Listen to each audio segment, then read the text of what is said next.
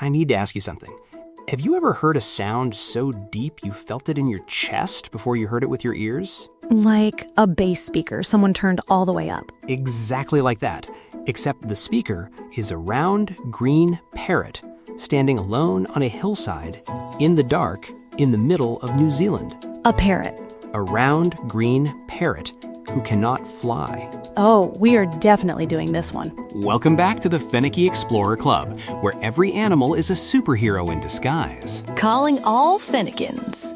This week we're heading to New Zealand, and we've found something extraordinary. A parrot that can't fly, climbs tall trees using just its feet, smells like honey and lavender, and sends a call 5 kilometers across a dark valley? Let's go! All right. I feel like I need to know right away, what are we dealing with here? The Kakapo. Say it with me. Kākāpō. Kakapo. Is that a Maori word? It is. Maori is the language of the indigenous peoples of New Zealand, and the name breaks down beautifully. Kaka means parrot. Po means night. So the Kakapo is literally the parrot of the night. Parrot of the night. That's a perfect name. It is a perfect name, and it earns that name fully because the Kakapo is the world's only strictly nocturnal parrot. Not mostly nocturnal, not sometimes active at night. Strictly, completely, only ever nocturnal. It sleeps hidden all day and comes out when the sun goes down. Hidden where? Under tree roots, in the ferns, tucked into hollow places in the forest floor. And when I say hidden, I mean genuinely invisible.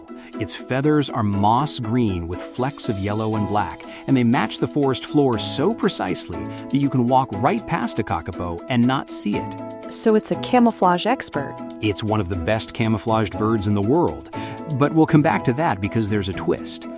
First, let me just give you a sense of what this bird's life looks like from the inside. Please.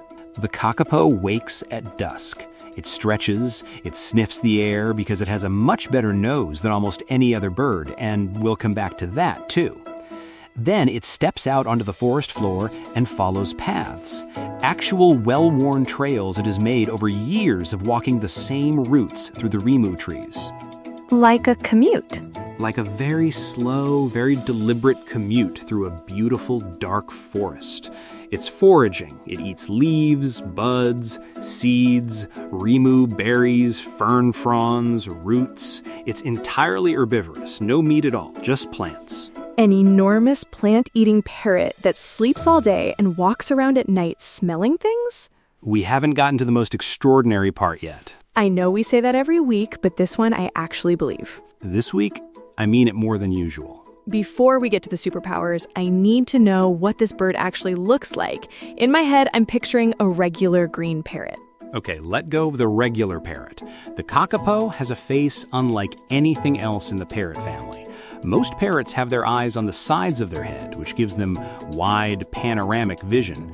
The Kakapo has forward-facing eyes, set into a disc of fine, soft feathers that radiates out from the face like a flat plate. That's an owl. That is very much an owl's face on a parrot's body. People have called it the owl parrot for this reason. Those forward-facing eyes and the facial disc help it see in very low light. The whole face is built for the dark. So we have an owl-faced, moss-green, round-bodied, non-flying parrot who walks around at night smelling things and following trails through the forest. That is the Kakapo. And we still haven't gotten to the most extraordinary thing it does. Here's the first world record. The Kakapo is the heaviest parrot on Earth. Not one of the heaviest. The heaviest, by a meaningful margin. How heavy are we actually talking? Males reach 4 kilograms. That's about 8.5 pounds. What's that in terms kids can picture? A bag of sugar is 1 kilogram. 4 kilograms is 4 bags of sugar. Now imagine 4 bags of sugar piled together, wrapped in green feathers, and telling you it's a parrot. That's a very round parrot. An extraordinarily round parrot. For comparison, a budgigarai, a typical pet budgie, weighs about 30 grams. The Kakapo is more than 100 times heavier. The hyacinth macaw, which looks big and dramatic and blue and tropical, weighs about 1.5 kilograms. Our bird outweighs it easily. And the second world record is? The world's only flightless parrot. Of all 350-plus parrot species on Earth, not one other has lost the ability to fly. Just this one. Why would a parrot stop flying? Because for millions of years, New Zealand had no land predators. No foxes, no rats, no cats, no weasels or stoats, nothing that hunted on the ground.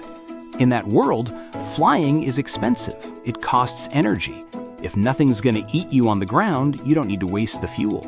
You can relax, forage on foot, get big, get round, get very comfortable.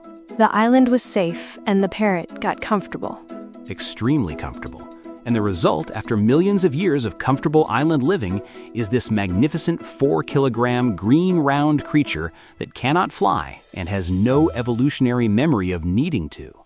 I love the idea of a parrot just giving up on flying and committing to a very different lifestyle.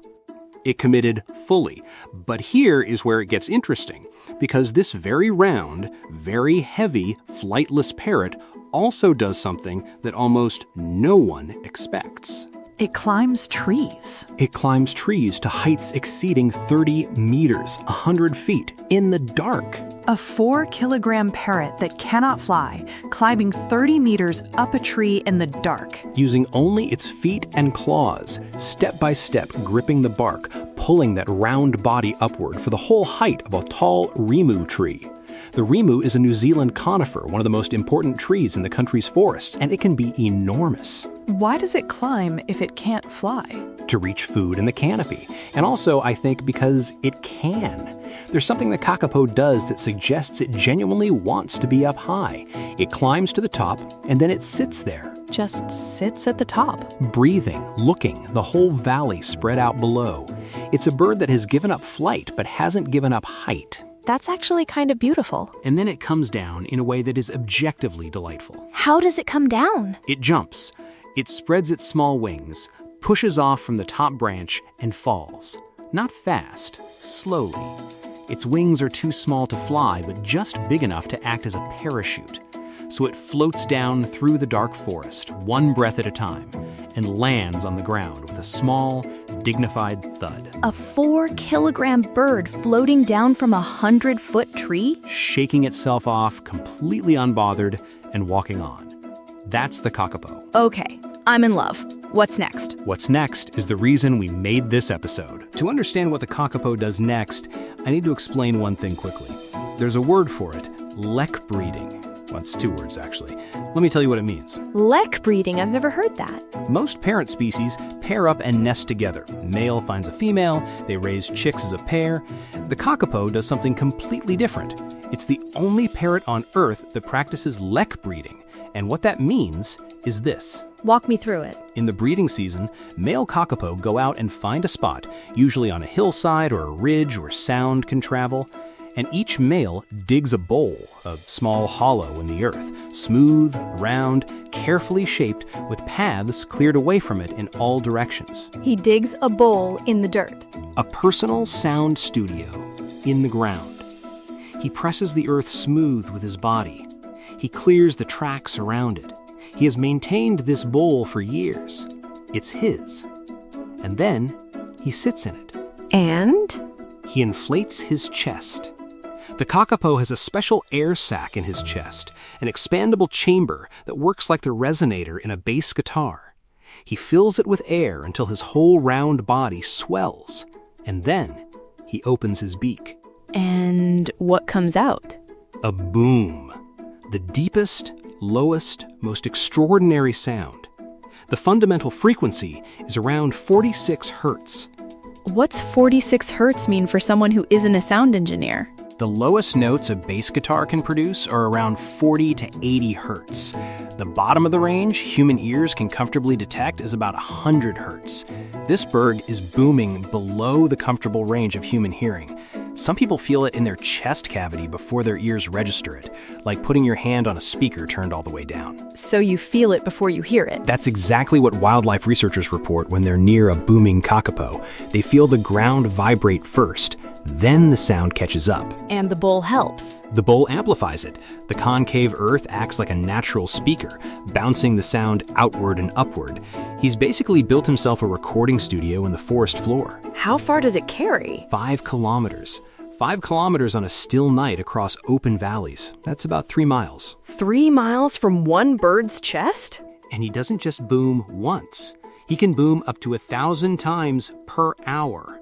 One call every few seconds, all night long, for up to 8 hours a night. For months. From April through June, night after night after night. That is remarkable dedication. And here's the detail that I love most. After every series of booms, the male makes a completely different sound. A high metallic ching, like a bell being struck. 2 completely different calls, back to back. What does the second call do? 2 different jobs. The boom carries 5 kilometers and tells every female in the valley, "I'm out here."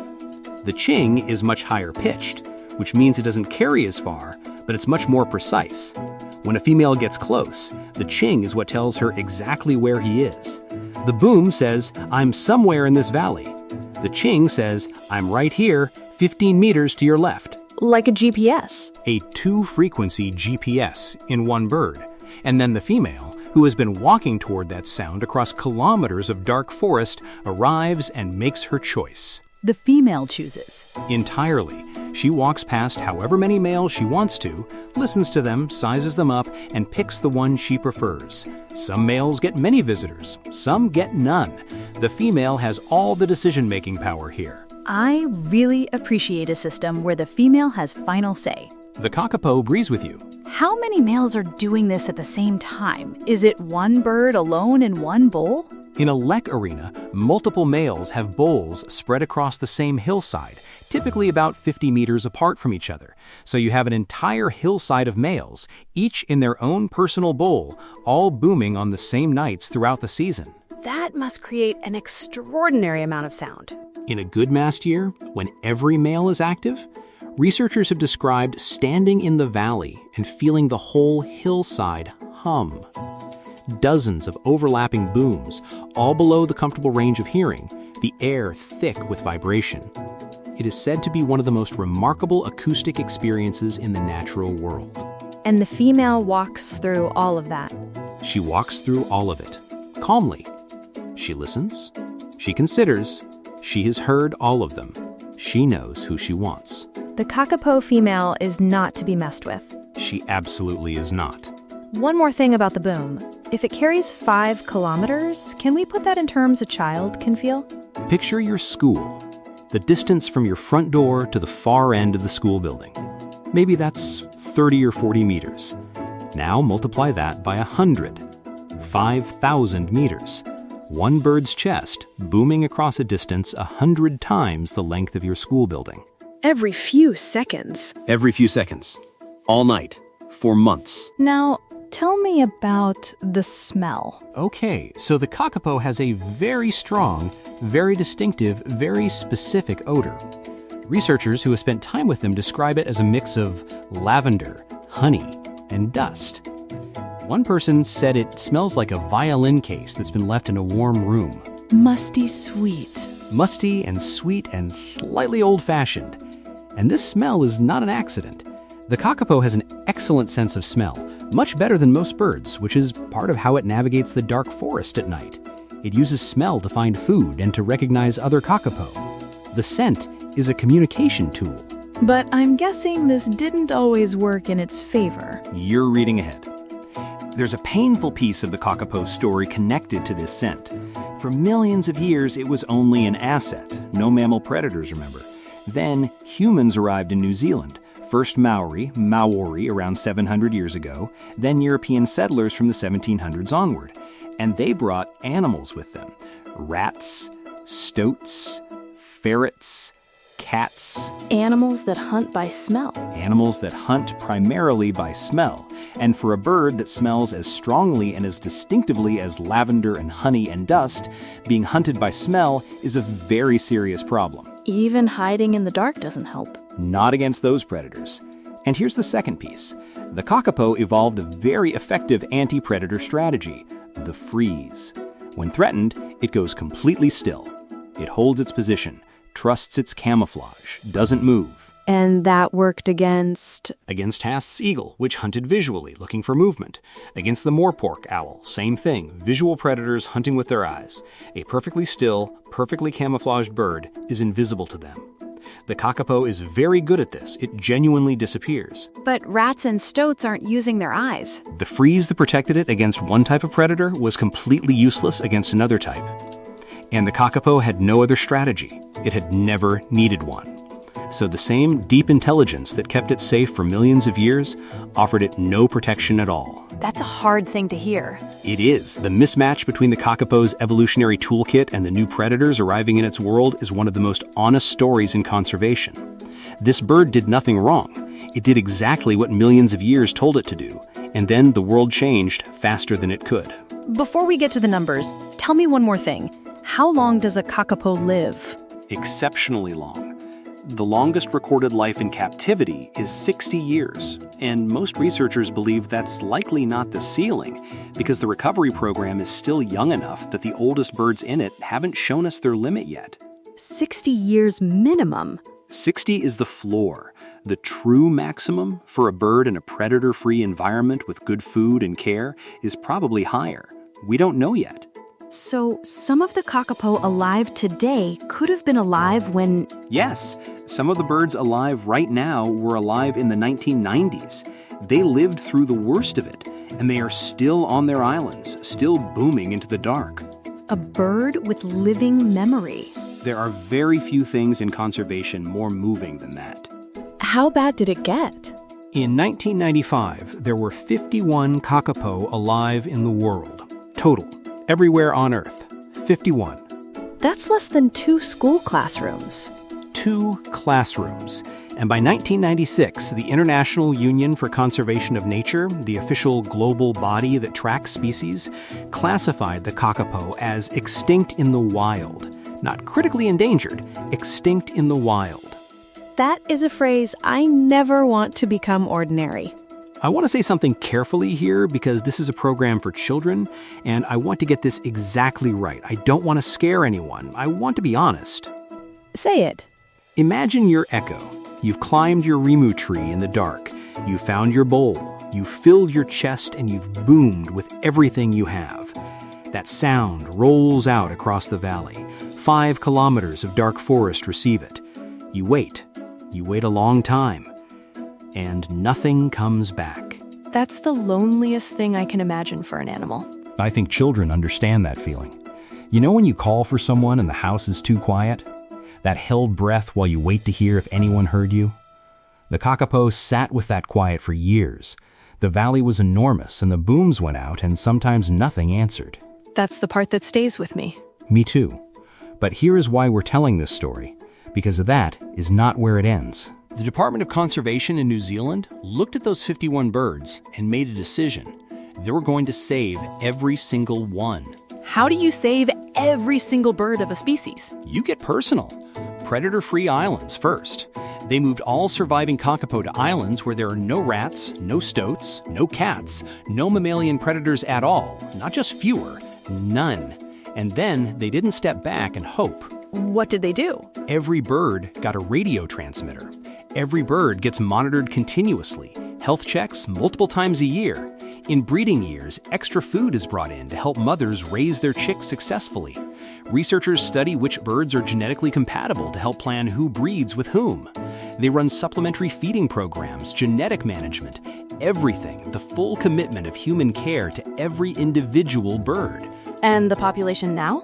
236 adults as of March 2026, plus 52 to 59 chicks born in the most recent breeding season this year. From 51 birds in 1995 to 236 adults with new chicks arriving. That's real. That's a real number that moved in the right direction. And here is the detail that I find most extraordinary about the whole story. Every one of the 236 Kakapo alive today has a name, not a tag number, a name. Every single bird. Every bird has a name? Echo isn't a population statistic. Echo is Echo. There are researchers on those islands who know each bird individually, who know their individual personalities, their habits, where they like to build their bowls, which rimu trees they prefer to climb. The relationship between the Kakapo and the people saving them is genuinely personal. That says something deep, doesn't it?